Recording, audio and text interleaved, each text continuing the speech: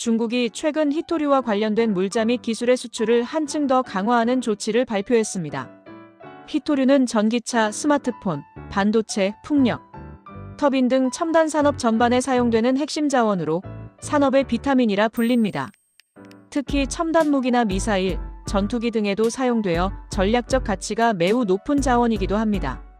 전 세계 히토류 정제의 약 70%를 중국이 담당하고 있기 때문에 중국의 정책 변화는 단순한 무역 이슈를 넘어 전 세계 공급망에 직접적인 영향을 미치게 됩니다. 이번에 중국 정부가 내놓은 조치는 기존보다 훨씬 포괄적이고 강력합니다. 우선 모든 히토류 물자와 관련 제품은 이제 수출 시 중국 상무부의 군민 이중용도 수출 허가증을 받아야 합니다. 또한 히토류 원광, 정제된 산물뿐만 아니라 이 물질로 만든 연구자석 재료까지 통제 대상에 포함됐습니다. 여기에 더해 히토류의 채굴, 제련, 금속화, 재활용 기술 등과 같은 관련 기술 역시 정부의 허가 없이는 해외로 반출할 수 없습니다. 특히 눈에 띄는 점은 공식적으로 통제 품목에 포함되지 않았더라도 해당 기술이 해외에서 히토류 활용에 도움이 될 가능성이 있다면 수출 전에 반드시 허가를 받아야 한다는 규정을 추가한 것입니다. 사실상 히토류와 관련된 모든 기술을 중국이 직접 관리하겠다는 의지로 해석됩니다. 이러한 조치는 단순히 자원 통제 차원을 넘어 전략적 외교 수단으로도 분석됩니다. 시기적으로 보면 조만간 열릴 APEC 정상회의에서 트럼프 미국 대통령과의 회담을 앞두고 나온 결정이라는 점이 주목됩니다. 중국은 히토류를 대미 협상 카드로 활용해왔습니다.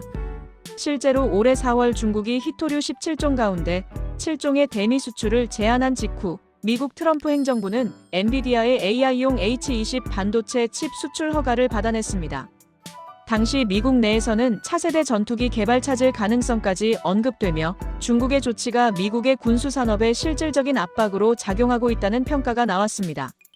이번 강화 조치 역시 트럼프 행정부를 상대로 협상력을 높이려는 전략적 포석으로 보입니다. 다만 중국 상무부는 이번 통제 조치는 범위가 제한적이며 수출 허가 과정에서 다양한 편의 조치를 도입할 것이라고 밝혔습니다. 즉, 이번 조치는 전면 봉쇄가 아니라 상황에 따라 조정할 수 있는 관리 가능한 통제라는 점을 강조했습니다. 이는 향후 미국과의 협상 국면에서 완화 카드로 활용할 여지를 남겨둔 발언으로도 해석됩니다. 결국 이번 조치는 미중 간의 기술 패권 경쟁이 새로운 국면으로 접어들었음을 보여줍니다. 미국이 인공지능 반도체, 첨단 제조 장비, 반도체, 소재 등에 대한 수출 통제를 강화한 데 대해 중국은 히토류라는 자원 무기로 대응하고 있습니다. 단기적으로는 글로벌 히토류 가격이 상승하고 전기차 및 반도체 산업의 생산 차질이 발생할 가능성이 큽니다. 중장기적으로는 미국과 일본, 호주 등 주요국이 탈중국, 히토류 공급망을 구축하려는 움직임이 가속화될 전망입니다. 그러나 현실적으로 중국의 히토류 정제 능력과 기술력은 여전히 압도적이기 때문에 단기간에 그 영향력을 대체하기는 어렵습니다. 결국 중국은 이번 조치를 통해 히토류를 단순한 자원이 아닌 지정학적 무기로 공식화한 셈이며 이는 향후 미중 관계의 주요 변수로 작용할 가능성이 높습니다. 요약하자면 중국의 히토류 수출 통제 강화는 경제, 외교, 안보가 교차하는 복합적 전략입니다. 단순한 산업 규제가 아니라 미국과의 협상에서 우위를 점하고 세계 공급망 재편 과정에서 자신들의 전략적 영향력을 극대화하려는 시도로 볼 수 있습니다.